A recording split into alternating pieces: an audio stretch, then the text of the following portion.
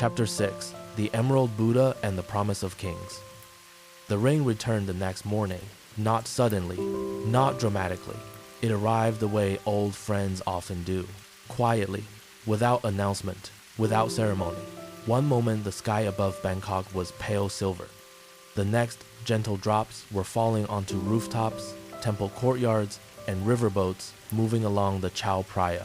By now, I had begun to associate rain with learning. Almost every important conversation with the old man seemed accompanied by it.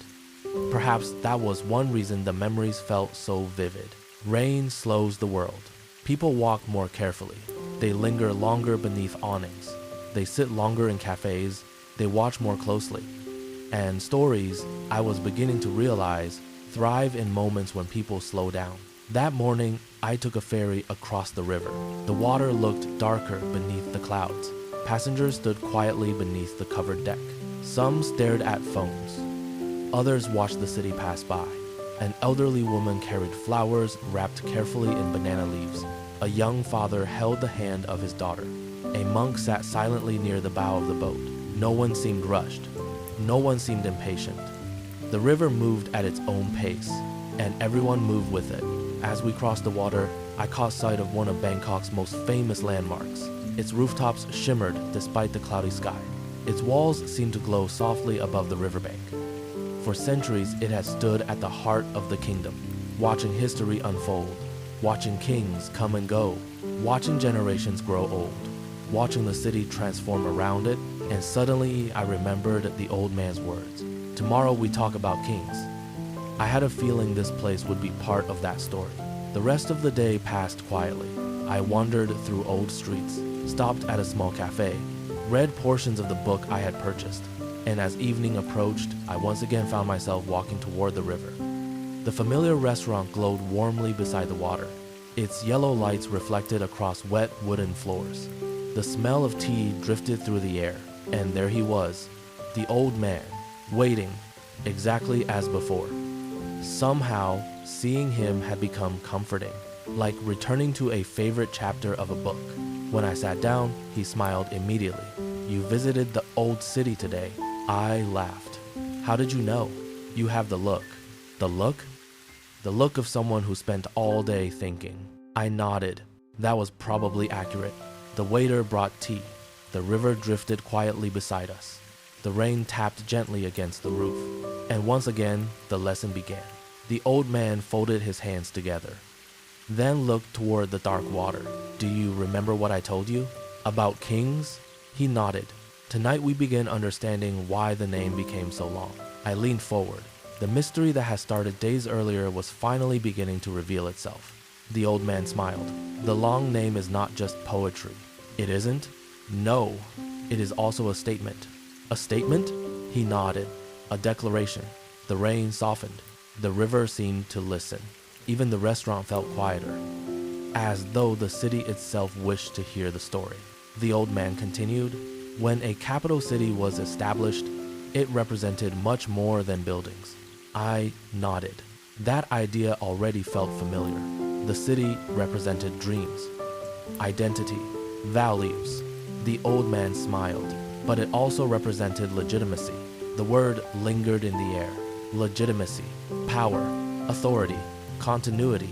Kings throughout history understood something important. Symbols matter. Stories matter. Names matter.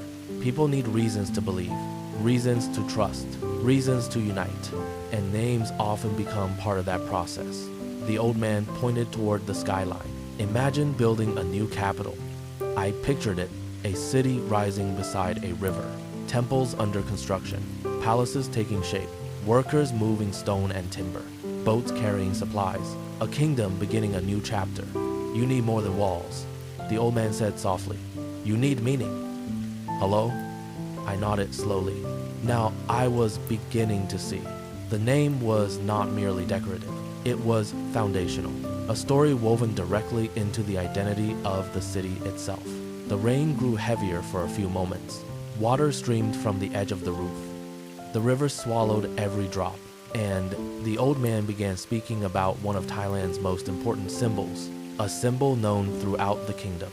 a symbol connected to faith, history, and the capital itself. The Emerald Buddha, Temple of the Emerald Buddha. Even before visiting Thailand, I had heard the name, yet I knew surprisingly little about it. The old man noticed my expression. "You know the Emerald Buddha?" "A little." He smiled. "Then you know almost nothing." I laughed. That answer was becoming familiar. The old man continued. "The Emerald Buddha is not simply a statue.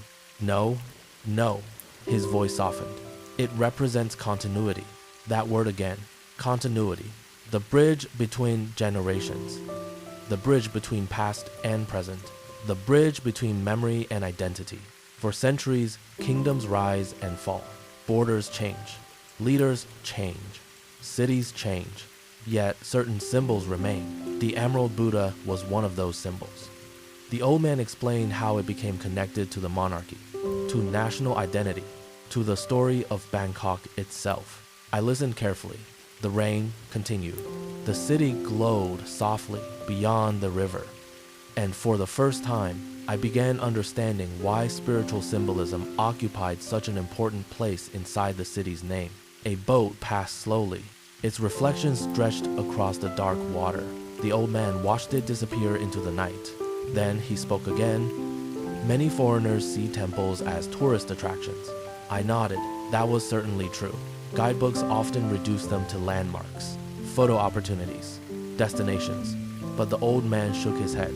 "For many people, temples are memory." The sentence struck me immediately. Temples are memory, not just architecture, not just religion. Memory, the memory of grandparents, the memory of childhood, the memory of ceremonies, the memory of community, the memory of shared values. Suddenly, the temples I had visited felt different, more personal, more alive, less like monuments, more like living stories. The old man smiled, and the city's name reflects that. I looked down at my notebook. The words filled several pages now. Names, meanings, ideas, questions. Each evening added another layer, another thread, another piece of the puzzle. The rain finally eased. A cool breeze drifted across the river. For a moment, neither of us spoke. The city seemed content simply to exist around us. Boats moved. Lights shimmered. People laughed. Some were distant. Music floated through the night. Bangkok felt impossibly alive, yet strangely peaceful. The old man eventually broke the silence. "You know what surprises foreigners most?" "What?" "That modern Thailand remembers old stories." I considered that. Many people imagine modernization requires forgetting, old traditions disappearing, old ideas fading. But Bangkok did not seem interested in choosing between past and future. Instead, it carried both. Glass towers beside temples, electric trains above ancient waterways, modern life wrapped around old stories. The old man smiled. "The city remembers." The phrase lingered. "The city remembers." Perhaps that was why the long name survived. Not because it was practical, not because it was easy, because it remembered. And because remembering matters. The evening was growing late. The restaurant had begun emptying. The waiter quietly stacked chairs near the entrance. The river reflected fewer lights now. Yet the city remained awake, always moving. The old man checked his watch, then smiled. "It is time. Already?" He nodded. "Stories must leave room for tomorrow." I laughed. "You've become very good at stopping just when things get interesting." His smile widened. "That is because tomorrow is even more interesting." I shook my head. "You always say that. And I am always right." I could not argue with him. So far, he had been... The old man stood, carefully, deliberately, then looked out across the river. For several seconds, he simply watched the city, as though greeting an old friend. Finally, he turned back toward me. "Tomorrow. What happens tomorrow?" His eyes sparkled with amusement. "Tomorrow we talk about heaven." I blinked. "Heaven?" He nodded. The part of the name that surprises everyone. The mystery deepened once again. Kings, temples, history, and now heaven. The longest city name in the world seemed determined to contain an entire civilization inside it. The old man smiled, then opened his umbrella. A few final drops of rain still drifted from the sky. Before leaving, he offered one last thought. The more you learn about the name. He paused. The more you learn about Thailand. Then he disappeared into the night, leaving me once again beside the river, listening to the water, watching the lights, feeling the cool breeze, and thinking about continuity, about memory, about stories that survive because people choose to carry them forward. Tomorrow, the story would climb higher, beyond kings, beyond temples, toward heaven itself. And somewhere inside that ancient name, another hidden meaning was waiting patiently to be discovered. Chapter 7. The City Built by Heaven. The next day felt different from the moment I woke. Perhaps it was because of the old man's final words. Tomorrow we talk about heaven. It was not the sort of sentence one hears every day, especially not in a conversation about the name of a city. Yet throughout breakfast, throughout my morning walk, and throughout the quiet hours that followed, those words remained in my mind. Heaven. What could heaven possibly have to do with Bangkok? Or Krung Thep, the city of angels? The more I learned, the more I realized how limited my original understanding had been. When I first arrived in Thailand, I thought I was visiting a modern Asian capital. A fascinating place, certainly, but still a city like many others. Now, however, another layer was beginning to emerge. A layer woven from mythology, belief, symbolism, memory, and stories so old that their origins disappeared into centuries of retelling. That afternoon, I wandered through a quiet neighborhood near one of Bangkok's canals. The water moved slowly beneath wooden walkways. Small houses stood beside the canal banks. Potted plants, crowded balconies, laundry swayed gently in the breeze. A woman watered flowers. A boy fed fish from a small pier. The scene felt timeless. For a moment, it was easy to imagine Bangkok as it once had been, before expressways, before skyscrapers, before electric lights. A city connected by waterways, a city shaped by rivers, a city where boats served the role that roads serve today. The old man had once described Bangkok as a place where different centuries coexist. Now I understood what he meant. The past was never completely gone. It remained visible, if one looked carefully enough. As evening approached, clouds once again gathered above the skyline. The rainy season seemed unwilling to stay away for long. By now, the riverside restaurant felt almost like a second home. The familiar tables, the familiar lights, the familiar view of the Chao Phraya, and, of course, the familiar figure waiting patiently near the water. The old man smiled the moment he saw me. "You have questions?" I laughed. "Many. Good." He gestured toward the chair. "Sit." The tea arrived shortly afterward. Steam rose gently from the cups. The river reflected thousands of lights. A ferry crossed the water. The sky darkened, and another chapter began. For several minutes, neither of us spoke. The old man seemed content to let the evening settle around us first. Finally, he folded his hands and looked toward the river. "Do you remember what we discussed yesterday?" "Kings, temples, the Emerald Buddha." He nodded. "Good." Then he smiled. "Tonight we go higher." "Higher? Higher." I suspected I knew what he meant, but I waited. The old man pointed upward, toward the darkening sky, toward the clouds gathering above Bangkok, toward the heavens. In ancient Southeast Asian traditions, he explained, cities were often viewed as reflections of something greater, not merely places where people lived, not merely centers of government, but symbols, representations, connections between earthly life and divine order. I listened carefully. The idea felt unfamiliar at first, yet strangely beautiful. The old man continued, "In many ancient cultures, kings ruled by divine authority." I nodded. That concept appeared throughout history. Egypt, China, Europe. Many civilizations connected leadership to heaven, to gods, to destiny. The old man smiled. Thailand was no exception. The rain began softly. Tiny droplets touched the river. The city lights shimmered beneath them, and the old man continued his story. One section of Bangkok's long ceremonial name, he explained, describes the city as a place established through heavenly blessing. A city connected to celestial ideals. A city protected by divine beings. A city whose existence reflects harmony between heaven and earth. I looked across the river. The temples glowed softly in the distance. Their golden rooftops seemed almost suspended between water and sky.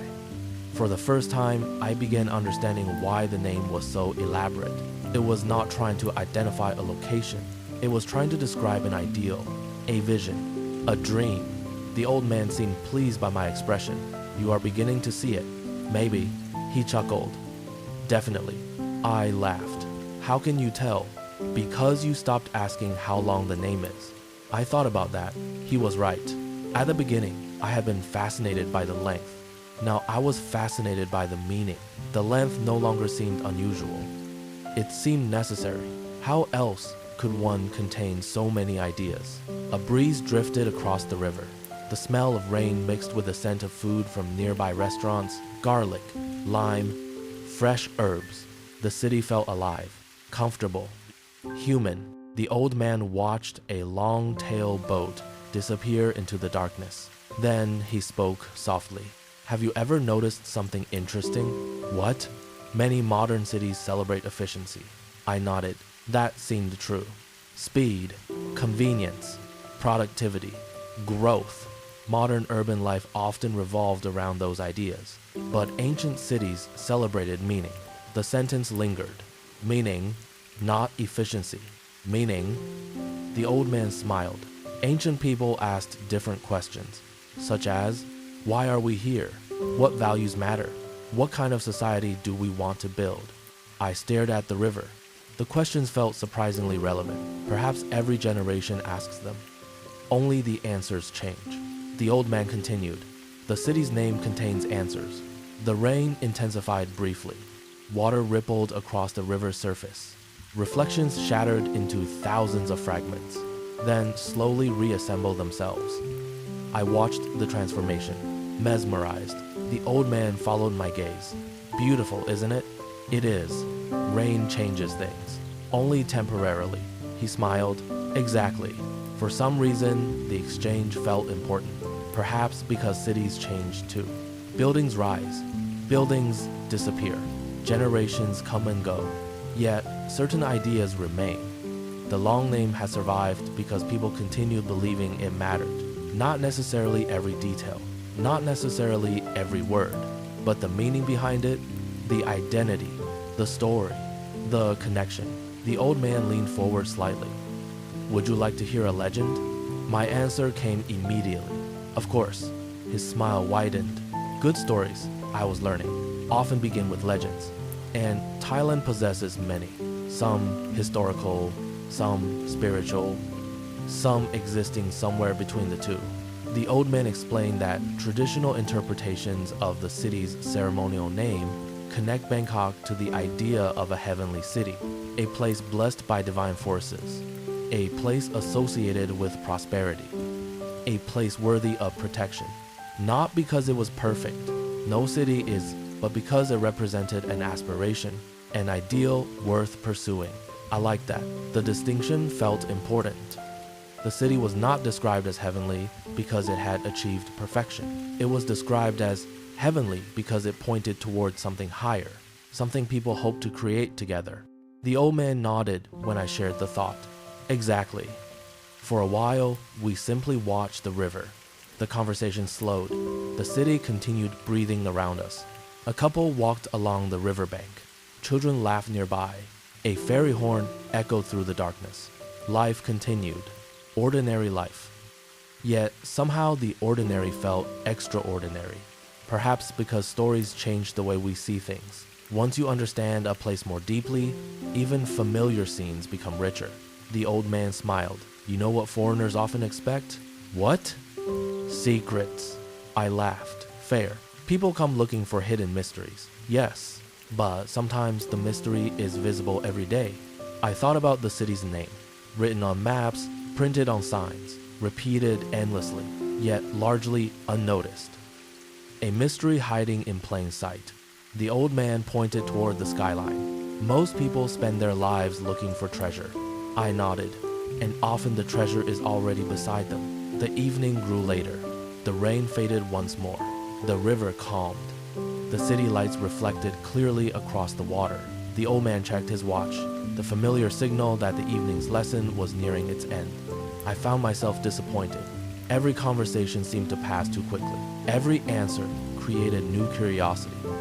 The old man stood slowly, then looked across the river one final time. Tomorrow, he explained, we would leave mythology behind for a while. We would return to the modern city. To the Bangkok people know today, 2 trains, buildings, neighborhoods, and daily life, because understanding the name meant understanding both past and present, not one without the other. Before leaving, he offered a final thought, one that stayed with me long after he disappeared into the night. People think a city is made from concrete. He smiled, but cities are really made from stories. Then he opened his umbrella, stepped into the evening, and vanished among the lights of Bangkok, leaving me alone beside the river once again, listening to the water, watching reflections dance across the surface, thinking about heaven, thinking about dreams, thinking about the invisible stories hidden inside names, and slowly realizing that the longest city name in the world was not merely a curiosity. It was a map leading toward the heart of Thailand itself. Tomorrow, the journey would return to the modern city. But tonight, beneath the soft glow of Bangkok's lights, the City of Angels seemed a little closer to heaven than before. Chapter 8, Bangkok After Midnight. That evening, I decided not to go directly to the restaurant. For 7 days, my routine had been nearly identical. Explore during the day, return to the river at sunset, listen to the old man, learn another piece of the story. But his final words from the previous night continued echoing in my mind. Cities are really made from stories. The sentence seemed simple, yet the more I thought about it, the more profound it became. A city is not its buildings, not its roads, not its bridges. Those things matter, of course, but remove the people, and the city disappears. What remains are structures, shells. The true city lives inside the lives being lived, inside conversations, inside memories, inside ordinary evenings. And so, instead of returning immediately to the river, I chose to wander through Bangkok after dark, not as a tourist, not as a traveler searching for attractions, but as a listener, someone trying to hear the city's stories. The sky had cleared after several days of rain. The air felt cooler, not cold. Bangkok rarely becomes cold, but pleasantly cool by tropical standards. The kind of evening that invites people outdoors. The kind of evening that makes a city feel alive. The elevated train glided above the streets. Below it, traffic moved steadily. Food vendors prepared dinner. Families gathered around tables. Friends laughed beneath strings of lights. The city seemed to glow from within. I walked without direction, past office towers, past old shop houses, past tiny shrines tucked between modern buildings. Everywhere I looked, old and new coexisted. The contrast fascinated me. A 100-year-old temple beside a luxury hotel, ancient traditions beside digital advertisements, monks carrying smartphones, students bowing respectfully before shrines on their way to university. The old man had been right. Bangkok never chose between past and future. It carried both. Hours passed. The crowds slowly changed. Office workers disappeared. Night workers appeared. The city shifted gears, not sleeping, simply becoming something different. Street food stalls grew busier. Markets came alive. Motorcycle taxis waited beneath fluorescent lights. The rhythm changed. Yet the energy remained. Bangkok after midnight possessed a personality entirely its own. A softer personality, a quieter one, not silent, never silent, but somehow gentler, more intimate. The city seemed to reveal parts of itself that daylight kept hidden. I crossed a small bridge overlooking a canal. The water reflected nearby lights. A cat slept beside a parked bicycle. Somewhere, music drifted from an open window. A television flickered behind curtains. The scene felt ordinary, yet beautiful, the sort of beauty that rarely appears in travel brochures. Eventually, I found myself near a small convenience store. Inside, a handful of customers wandered between aisles. A student bought instant noodles. A taxi driver carried a bottle of iced tea. An elderly woman purchased a newspaper. The fluorescent lights buzzed softly overhead. For some reason, I stepped inside. Perhaps because the cool air felt refreshing. Perhaps because I wanted another bottle of water. Or perhaps because the old man had taught me to pay attention, to notice, to observe. Near the drink's refrigerator stood a young man wearing a university uniform. He appeared exhausted. One hand held a textbook. The other held a basket containing snacks. He looked up briefly and smiled. A small smile. Polite, friendly. Then returned to reading. The interaction lasted less than 2 seconds. Yet somehow it remained with me, because it reminded me of something. The city of angels. Not as mythology, not as symbolism, but as everyday kindness, tiny moments, tiny gestures, repeated millions of times. Perhaps that was part of the city's real identity. By the time I finally reached the river, it was well past midnight. The restaurant remained open. A few tables were occupied. The city lights shimmered across the Chao Phraya, and to my surprise, the old man was still there, waiting, watching the water, exactly as before. When he saw me approaching, he smiled knowingly. "You are late." "I know. You were exploring." "How did you know?" He laughed. "Because you look different." I sat down. The waiter appeared almost immediately. Tea arrived without discussion. The ritual continued. Comfortable, familiar. The old man studied my face. "What did you discover?" I considered the question carefully, then answered honestly, "I think I discovered Bangkok." His smile widened. No, you discovered people." I thought about that, and slowly nodded. Perhaps he was right. The river flowed silently beside us. A boat moved beneath a bridge. Its lights reflected across the water. The old man folded his hands, then spoke softly. "Tell me what you saw." So I did. The student reading in the convenience store, the families eating dinner, the food vendors, the cat sleeping beside the bicycle, the canal, the music, the smiles, the ordinary moments. The old man listened carefully, never interrupting. When I finished, he nodded. "Good." "Good?" "Very good." I laughed. "You sound like a teacher." "Maybe I am." That answer seemed entirely possible. For a few moments, we sat quietly. The city continued moving around us. The old man eventually pointed toward the skyline. "What do you see?" I followed his gaze. Glass towers, lights, bridges, hotels, condominiums, a modern city, a lot of buildings. He nodded. "And what else?" I thought about it, then smiled. "Stories." The old man laughed, a genuine laugh, one filled with approval. "Exactly." The word hung in the air. Stories. Every illuminated window contained one. Every apartment, every house, every shop, every boat moving across the river. Thousands upon thousands of lives unfolding simultaneously. The city was not concrete. The city was people.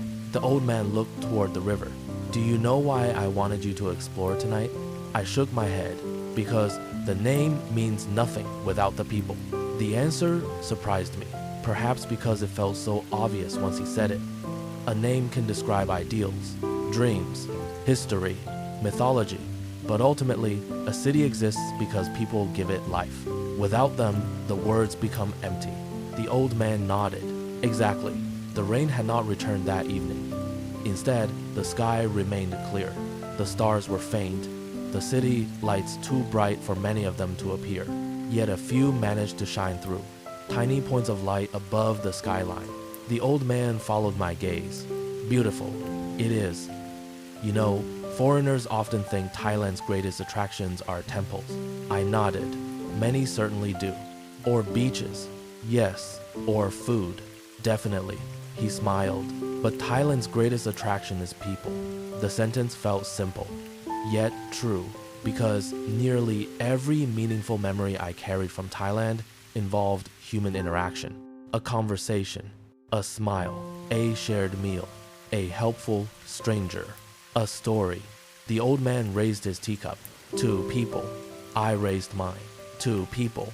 The evening drifted onward. Neither of us felt rushed. The city seemed content to accompany the conversation. A distant train crossed the skyline. Motorcycles hummed somewhere beyond the river. The smell of grilled seafood drifted through the air. Everything felt peaceful. Then the old man smiled. Tomorrow? I laughed immediately. Of course. Tomorrow is important. You always say that. This time I really mean it. I shook my head. You always really mean it. His laughter echoed across the table. The old man seemed delighted by that observation. Eventually, he stood. The familiar ending approached once again, but tonight felt different. There was a sense that the story was moving toward something. A conclusion, a realization, a final understanding. Before leaving, the old man looked across the river one last time, then turned toward me. Tomorrow you will try. Try what? His smile widened. The impossible. I stared at him. The name? He nodded. The whole name. I laughed immediately. There is no chance. We'll see. Absolutely no chance. His smile only grew. We'll see. Then he stepped away from the table, walking slowly toward the riverside path. For a moment, he paused beneath a streetlight. The golden glow surrounded him. The river shimmered behind him, and he offered one final thought before disappearing into the night. A city reveals itself only after midnight. Then he was gone, leaving me alone beside the Chao Phraya once more, watching the reflections dance across the water, thinking about stories, thinking about people, thinking about the impossible name waiting for me tomorrow, and slowly realizing that somewhere between myth and reality, between heaven and daily life, between ancient history and modern Bangkok, I had begun to understand something important. The longest city name in the world was never really about words. It was about people. People who carried those words through generations. People who transformed a city into a living story. And tomorrow, I would attempt to speak that story for myself. Chapter 9, Learning to Say the Impossible Name. The day arrived with sunshine. Not a single cloud disturbed the sky above Bangkok. The rainy season had briefly stepped aside, allowing the city to shine beneath a brilliant blue horizon. From my hotel window, the skyline stretched endlessly. Glass towers reflected morning light. Temple spires gleamed like gold. The Chao Phraya River wound through everything, patient as ever, connecting the old city to the new. For several minutes, I simply stood there, looking, thinking, remembering. 9 evenings earlier, I had arrived at the riverside restaurant believing I knew Bangkok, or at least believing I understood enough. Now I realized how little I had known. The city had revealed itself slowly, one conversation at a time, one story at a time, one evening at a time. And tonight, according to the old man, I would attempt something impossible. The full name, the entire name, the longest city name in the world. I laughed aloud just thinking about it. The challenge felt absurd, like climbing a mountain after learning how to walk, yet somehow I was excited, because by now, the name no longer felt intimidating. It felt familiar, not every word, certainly not every pronunciation, but the spirit of it, the meaning, the story, the heart hidden inside it, and perhaps that made all the difference. Throughout the day, I carried my notebook everywhere. Its pages had become increasingly crowded. Notes, sketches, thoughts, fragments of conversations, tiny observations about Bangkok, and scattered throughout those pages were portions of the city's ceremonial name. Words that had once seemed impossible. Now they felt like old acquaintances. Still difficult, still mysterious, but familiar. At a small cafe that afternoon, I opened the notebook and attempted to read a few sections aloud. The result was disastrous. Several nearby customers glanced in my direction. One young woman appeared to be trying very hard not to laugh. I couldn't blame her. Even I knew it sounded terrible. Eventually, she smiled and asked politely, "Trying to learn the name?" I laughed. "Is it obvious?" "A little." Her smile widened. "Good luck." I appreciated her honesty. Luck seemed necessary. By evening, I made my way toward the river. The familiar route felt comforting now. The streets, the food stalls, the sounds, everything carried a sense of belonging I hadn't felt during my first days in Thailand. Travel sometimes does that. Places that begin as foreign gradually become familiar. Not because they change, because you change. You learn their rhythms, their moods, their stories, and somewhere along the way, they become part of your own story as well. The river greeted me with golden reflections. The setting sun painted the water in shades of amber and copper. Boats moved steadily through the current. The evening breeze felt cooler than usual, almost celebratory, as though the city knew something important was about to happen. And there, waiting as always, sat the old man, watching the river, smiling, ready. When I approached, he immediately noticed the notebook in my hand. His eyes sparkled with amusement. "You've been practicing." "A little." "A lot." I laughed. "Maybe." He gestured toward the chair. "Good." The tea arrived. Steam curled upward. The river drifted quietly beside us. The city settled into evening, and the final lesson began. The old man leaned forward. "Tell me something." "What?" "When you first heard the name, what did you think?" I smiled. Honestly, I thought it was ridiculous." The old man burst into laughter, loud enough that nearby diners turned briefly toward us. "Good. Good? Very good." I shook my head. "Why is that good?" "Because now," I looked toward the river, then toward the city, then back at him. "Now I think it's beautiful." The old man nodded, exactly as though that answer had been expected. Perhaps it had. For several moments, neither of us spoke. The evening light softened. The skyline glowed. A ferry crossed the river. The old man eventually opened his hands. A teacher preparing a final examination. "Let's begin." I laughed nervously. "That doesn't sound encouraging." "It shouldn't." The old man smiled. Then slowly, carefully, he began speaking. The full ceremonial name, not rushed, not dramatic, just clear, steady, beautiful, like a piece of music, a poem carried through generations, a story hidden inside language. I listened carefully, every word, every rhythm, every pause. The river seemed quieter, the city seemed further away. Everything narrowed until only the sound of the name remained. When he finished, silence returned. The challenge had arrived. The old man smiled. "Your turn." I immediately shook my head. "No." "Yes." "No." "Yes." I laughed. Nearby diners smiled knowingly. Apparently, this scene had entertained more than one observer. The old man waited patiently. Eventually, I took a deep breath, opened my notebook, and began. The first few words went surprisingly well, or at least they felt as though they did. The old man nodded encouragingly. "Good."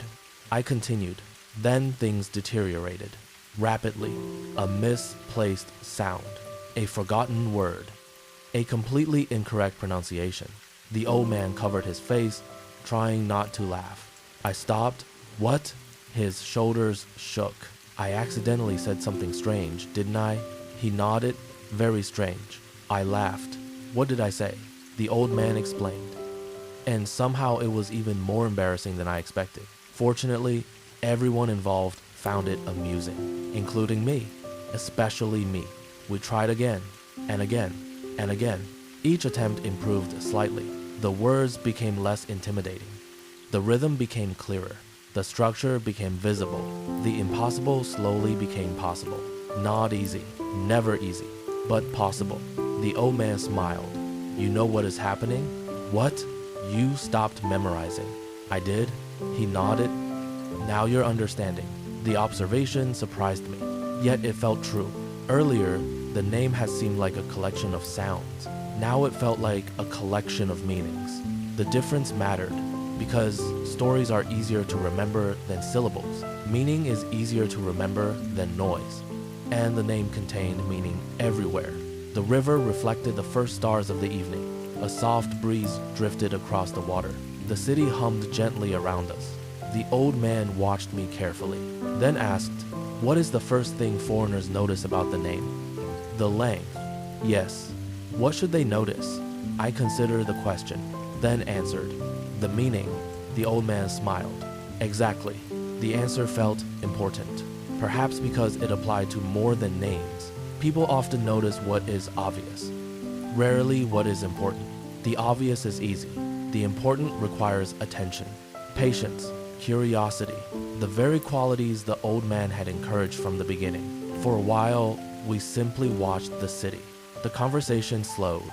The evening deepened. Everything felt peaceful, comfortable, complete.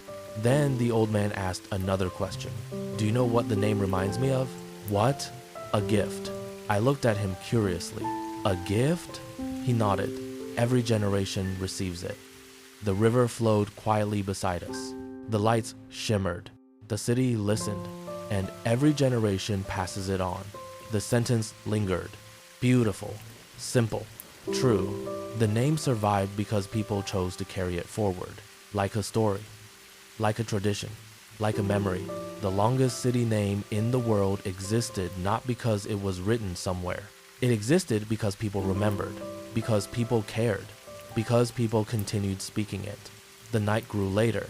The restaurant began emptying. The waiter quietly stacked chairs. The river reflected fewer lights. Yet the city remained awake, always alive. The old man checked his watch, then smiled. The familiar signal, the end of another chapter. But this time, it felt different. This time, there was only one chapter left, one final conversation, one final piece of understanding. The old man stood slowly, then looked out across the river. For several moments, he said nothing, simply watched the city he had lived in for 70 years, the city whose story he had shared with a curious traveler. Finally, he turned back toward me. Tomorrow, the last chapter? He nodded. The last chapter. I felt unexpectedly emotional. Not sad exactly, but aware that some journeys eventually reach their end, aware that stories eventually close, aware that certain conversations become memories. The old man smiled gently, then offered one final thought before leaving. When you arrived, you thought Bangkok was a name. He paused. Tomorrow, you'll understand it is a story. Then he disappeared into the warm Bangkok night, leaving me beside the river once again, watching reflections drift across the water, listening to distant boat engines, holding a notebook filled with words that had become something more than words. Tomorrow would be the final chapter, the chapter where everything connected, the chapter where the impossible name revealed its final lesson, and somewhere beneath the lights of the City of Angels, I already suspected what that lesson might be. It was never really about remembering the name. It was about understanding why it mattered. Chapter 10, the name that changed everything. On my final day in Bangkok, I woke before dawn. The room was quiet. The city outside had not yet fully awakened. For a few moments, I remained still, listening. The distant hum of air conditioners. A motorcycle somewhere below. The faint sound of birds greeting the morning. Bangkok was between worlds. Not quite asleep, not quite awake. And somehow that felt appropriate, because I, too, was between worlds. Between arriving and leaving. Between being a visitor and becoming someone carrying memories home. Between the person who had first sat beside the river 10 nights ago and the person who was now preparing to leave. Travel changes people in strange ways. Not dramatically, not instantly. Most of the time, the changes are so small that you do not notice them while they are happening. A conversation, a meal, a walk, a story, a lesson. One by one, they accumulate, until eventually you realize you are looking at the world differently. Bangkok had done that to me, or perhaps, more accurately, the people of Bangkok had, and none more than the old man by the river. The morning passed slowly. I wandered through the city without purpose, the way I had learned to do during my time here. No schedule, no destination, just walking, observing, appreciating. The city felt different now, not because it had changed, because the elevated trains no longer seemed like transportation. They felt like moving stories. The food stalls no longer seemed like tourist attractions. They felt like daily rituals. The temples no longer felt like landmarks.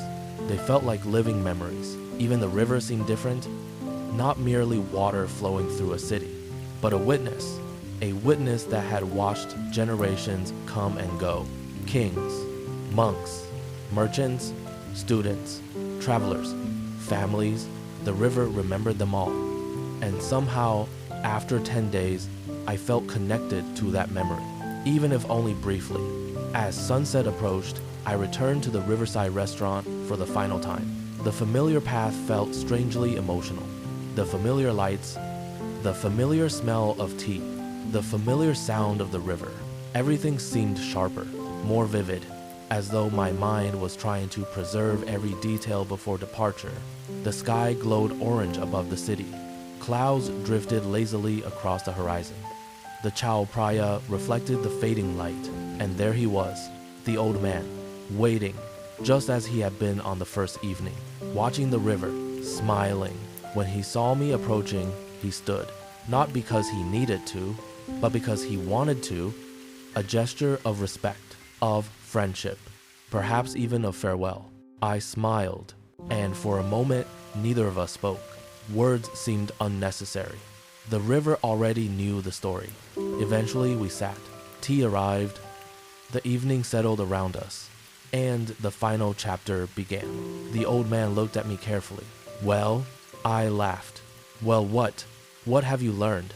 The question seemed simple, yet answering it felt impossible. How could I summarize 10 evenings, 10 conversations, 10 chapters, 10 lessons?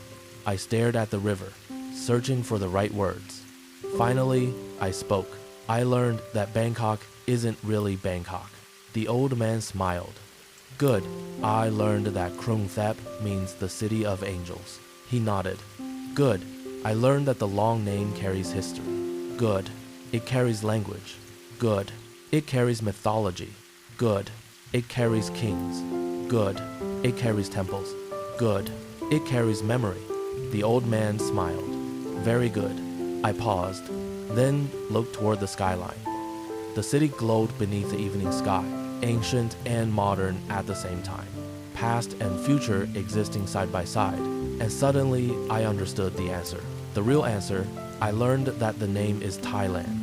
The old man became very quiet. For several seconds, he said nothing. Then he smiled, a slow smile, a proud smile. The kind teachers wear when a student finally understands the lesson. Yes, just one word. Yes. Yet somehow it felt more meaningful than any speech. The river drifted beside us. A ferry crossed the water. Lights shimmered. The city breathed. And for a while, neither of us spoke. There was no need. The story had reached its destination. Eventually, the old man looked toward the skyline. Most foreigners hear the name and think it is too long. I laughed. That's true. Some think it is funny. Also true. Some think it is unnecessary. I nodded. The old man smiled. But now, I looked across the city. The temples, the bridges, the towers, the river, the people, and I answered honestly. Now it doesn't seem long enough. The old man laughed. A deep, genuine laugh. One that seemed to contain decades of memories. Perhaps because he understood exactly what I meant. How could a single name contain all of this?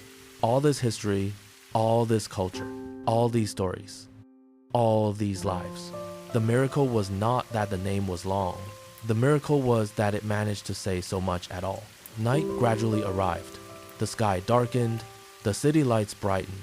Bangkok transformed once again into a sea of gold and silver reflection. Beautiful, endless, alive. The old man watched the river quietly. Then he asked one final question. When you go home, what will you tell people? I smiled. The answer came immediately. I'll tell them Bangkok has the longest city name in the world. The old man laughed. Of course. But then, I paused. Then I'll tell them that isn't the interesting part. His eyes brightened. What is the interesting part? I looked toward the city, toward Krung Thep, toward the city of angels, and answered softly. The interesting part is why. The old man nodded, satisfied, completely satisfied. The waiter brought one final pot of tea. Neither of us asked for it. He simply seemed to understand. Some moments deserve a little more time. We drank slowly, watching the river, watching the city, watching boats move through darkness. Everything felt peaceful, comfortable, complete. like the final pages of a favorite book. Eventually, the old man stood. The moment had arrived. The ending, not just of the evening, of the story itself.